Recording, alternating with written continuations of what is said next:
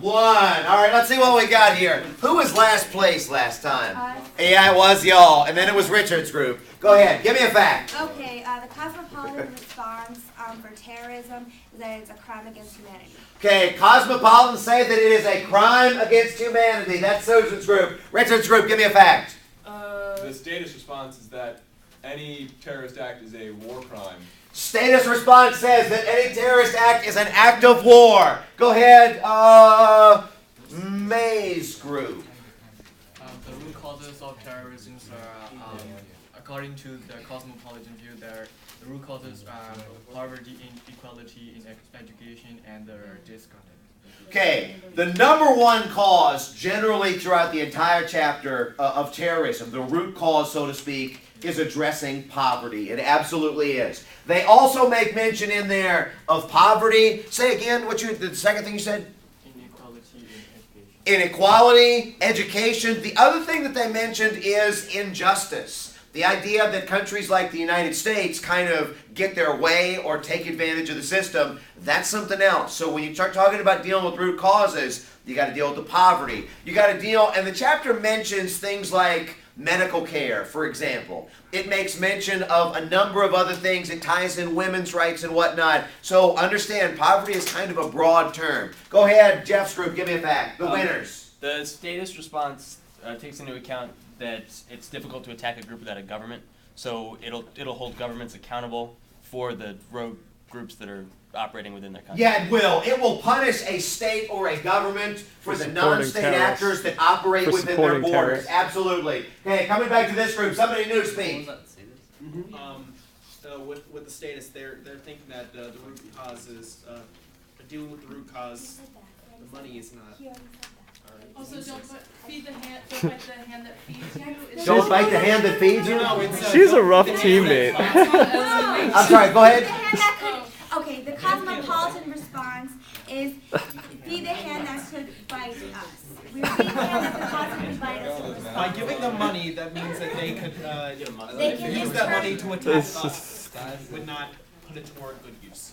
Okay, the cosmopolitan response in terms of root causes, in terms of poverty that we said before, is sometimes you might have to feed the hand that could bite us. Meaning, if you provide them with assistance, that should alleviate the poverty, which should alleviate terrorism, but just because it should doesn't mean it will, and you could actually strengthen the groups that are going after you. I can go with that. Richard's group, give me a fact. The cosmopolitan response would tend to use an international response. What do you mean by international For response? example, after 9/11, there was the U.S. went into Afghanistan, but there was also a coalition, and NATO is still there, so they want to offer many people a solution. Okay, the idea that the Cosmopolitans would say is it's a violation of international law, and what you need to use is you need to use international resources. So it can't just be one country that attempts to fight terrorists. It's got to be a large coalition, a majority of the world, if not all of them, ultimately to try and put this down. Okay, Susan's group, give me a fact. No, I'm sorry, not Susan's group. May's group, give me a fact.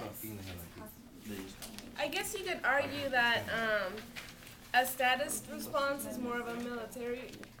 That is true. A statist response is a military response. If terrorism is an act of war, you need to act with your military and you need to put it down as you see fit. Jeff's group, go. Somebody new. Lena's been quiet. Give me a fact, Lena. Well, an example of statist response would be the U.S. terror list. What do you mean?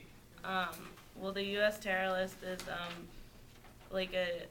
a list of the 5 countries that sponsor terrorism. Okay. And we use the list for political reasons, and once they're the countries are. What is it an example of as a part of a statist response? Because it is, you're right, but what is it specifically, anybody in the group, what is it specifically an example of under the statist response? Something pretty obvious. 4, 3, the U.S. terror list. What's that?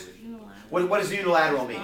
It means you respond on your own. Yeah, unilateral basically means that you respond on your own. And notice it's not the United Nations terror list, it's the United States terror list. Absolutely. Go ahead, group. Can we just talk about a combination of the two of them and a policy that that displays both factors? If you can justify it, you can talk about it. Okay, well, I mean, do you want to? The Can I? US, the She's British, hard. It's She's hard. the British, the Bush administration used both of them dealing with Iraq. Okay, how so? Like they use military force to attack them, and then after that they also use them to rebuild the country by making doing construction. Yeah, both of what y'all said, put it together. The Bush administration used the statist response by invading Iraq. It used the cosmopolitan response, attacking the root causes by attempting to establish democracy. Richard's group, go. Good job. There's really nothing else, is there? Okay. We'll see. I can't Okay. even. Under the statist response, there's also the aspect of clash of civilizations. What is the class of I civilization? forgot the guy who talked about it, but he was basically Huntington, that's right. Huntington said and this. he was basically saying that he made he divided the world into 7 major civilizations that were basically gonna fight because of religious views and like ideals and stuff like that, and they're gonna be opposed eventually. Okay, what he's saying, if you look back at this class of civilizations, and you're absolutely right in reference to this. Class of civilizations. That's a double pointer. What's that? That's a double pointer. Double there. pointer. Class of civilizations is basically saying it's not about poverty, it's not about resources, it's not about education, but he breaks it down. I believe it was 7. It was 7 civilizations. And as he breaks it down, he's basically saying there are differences in the way that they view rights, the way that they view religion, the way that they view government, the way that they view people. And he's saying because these 7 civilizations are so different, there's this natural clash. You're not going to be able to overcome this particular clash. In the grand scheme of things, it's not as easy as just paying for poverty. May's group, give me a fact.